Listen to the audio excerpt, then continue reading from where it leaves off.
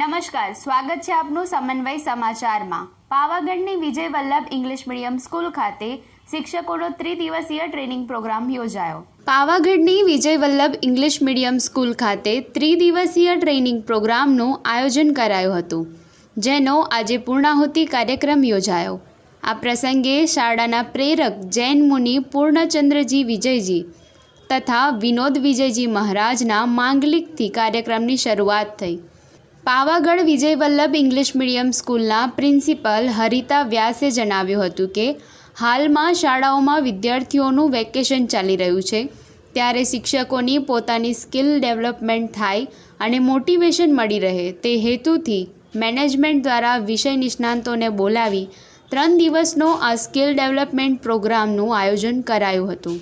આ વિસ્તારની જુદી જુદી શાળાના શિક્ષકો તથા આચાર્યો આ કાર્યક્રમમાં જોડાયા હતા।